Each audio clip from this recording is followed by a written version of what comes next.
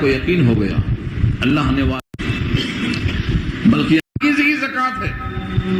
زکوٰۃ کہتے ہیں مال کی وہ مقدار جس کو دینے کے بعد بقیہ مال پاک ہو جائے.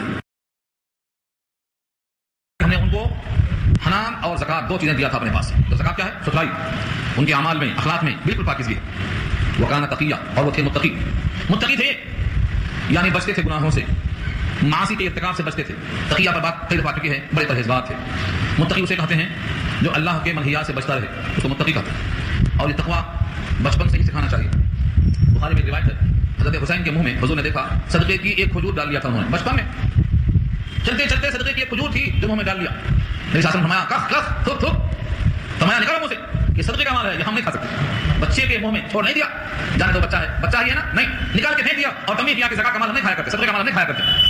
آج فرضی سالات بہت ہیں, وہی مسئلہ لے کے بیٹھتے ہیں کہ ہم زکات کھانا نہیں کھانا. اگر واقعی کوئی صاحب نسب ہے جس کا نسب محفوظ ہے تو اس کو چاہیے کہ اپنے نسب کی حفاظت کرے, زکات نہ کھائے. مجھے بتانا یہ ہے کہ اس بچے کو تنبیہ کیا حضور پاک نے کہ ہم صدقے کا مال نہیں کھاتے, تو بچہ جوان جب ہوتا ہے وہی بچہ دربلے میں اپنی گردن دے دیتا ہے لیکن ایمان پر صلح نامہ نہیں طے کرتا ہے. کیوں؟ کیونکہ جو جسم تیار ہوتا ہے حلال مال سے, اس میں ایمان کی طاقت ایسے ہوتی ہے. تو بچپن سے ہی حلال کام اور حلال مال, یہ ہے زکات. وکان تقیہ, وہ متقی تھے, پرہیزگار تھے. وبرم بوالدیہ, اور اپنے ماں باپ کے ساتھ خدمت گزار تھے, حسن سلوک کرتے تھے. برم نیک تھے, حسن سلوک کرتے تھے بوالدیہ, اپنے ماں باپ کے ساتھ. ولم یکن جبارا عصیا, اور نافرمان سرکش نہ تھے. جبار جبر سے بنا ہے, سرکش نہیں تھے. عصیا, نافرمانی بھی نہیں کرتے تھے. یہ سارے اوصاف کس کے ہیں؟ حضرت یحییٰ کے, جو زکریا نے اللہ سے مانگا تھا کہ ایسا بیٹا دے جو آپ کو پسند ہو. اب اللہ کی پسند یہ معلوم ہو گئی کہ ان کی دعا قبول ہوئی, بیٹا ملا. تو اللہ نے کیسا بیٹا پسند کیا؟ جو کتاب کو پکڑنے والا ہو. جس کے ہاتھ میں کتاب نہ ہو وہ بیٹا پسندیدہ نہیں بن سکتا. کتاب ہو, بچپن ہی میں دین کی سمجھ ہو, اس کے دل میں رقت قلبی کا اتنا غلبہ ہو کہ وہ ہمیشہ اپنے گناہوں کو روتے دھوتے صاف کرتا رہتا. زکات ہو, اس کے جسم میں, اس کے مال میں, اس کے اخلاق میں, اس کے کردار میں, اس کے ایمان میں صفائی ہو. متقی پرہیزگار ہو, ماں باپ کو خوش کرنے والا ہو, اور جب باغ یعنی سرکشی نہ کرتا ہو, نافرمانی نہ کرتا ہو. ان تمام اوصاف کا ہمیں صاف مطلب معلوم ہو رہا ہے کہ یہ اوصاف اللہ کو پسند ہیں. یہ اوصاف کا حامل اللہ کو بہت پسند ہے. جب یہ صفت کا حامل بندہ ہوتا ہے تو اللہ فرماتے ہیں وسلام علیہ, اس پر سلام ہو. جس بندے پر اللہ کا سلام آئے اس بندے سے زیادہ خوش نصیب کون ہو سکتا ہے؟ وسلام علیہ, اس پر سلام ہو. کب؟ یوم ولد, جس دن پیدا ہوا. ویوم یموت, جس دن مرے گا. ویوم یبعث حیا, اور جس دن اٹھے گا زندہ ہو کر. دیکھا جائے تو انسان کے واسطے تین مرحلے بڑے مشکل ہیں, تین تبدیلیاں ہیں, تین انقلابات ہیں. اس کائنات سے دوسری کائنات میں جانے کے لیے موت ہے, یہ پہلی منزل ہے. اللہ فرماتے ہیں جس دن وہ مرے گا اس دن بھی رحمت ہے, اس دن بھی سلام ہے.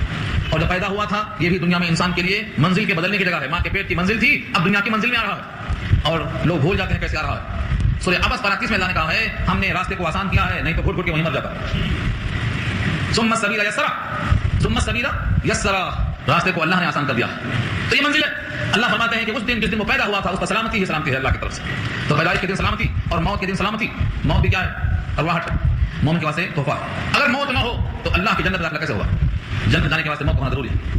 انسان سمجھتا ہے موت نہ آتی تو اچھا تھا, موت آئی تو بڑی خراب بات آئی. نہیں, مومن کے لیے موت تحفہ ہے.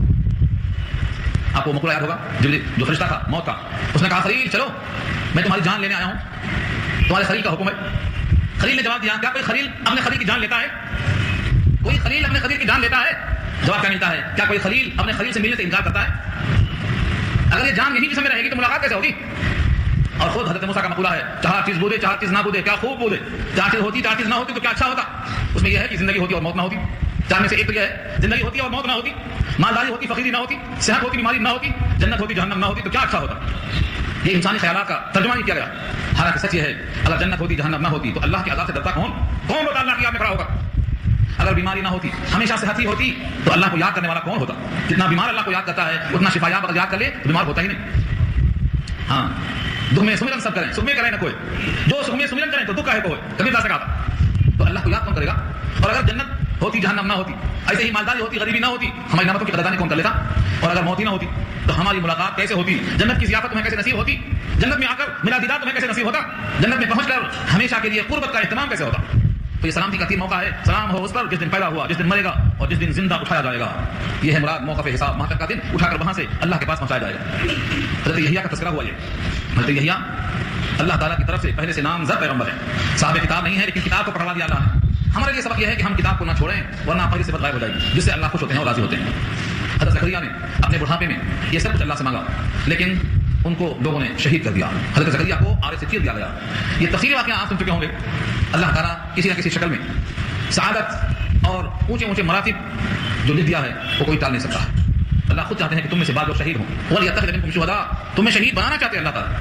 اس رکوع کا خلاصہ یہ ہے کہ جب مانگنا ہو تو اللہ سے مانگو، وسائل نہیں، دنیا کے ہر راستے بند ہوں تب بھی تم اللہ سے متوجہ ہو جاؤ اور اللہ کی کتاب کو مضبوطی کے ساتھ پکڑ لو، اس سے سلامتی تمہیں ہر جہان میں ملے گی۔ اللہ تعالیٰ عمل کرنا آسان فرمائے۔ دعا کر لیجیے۔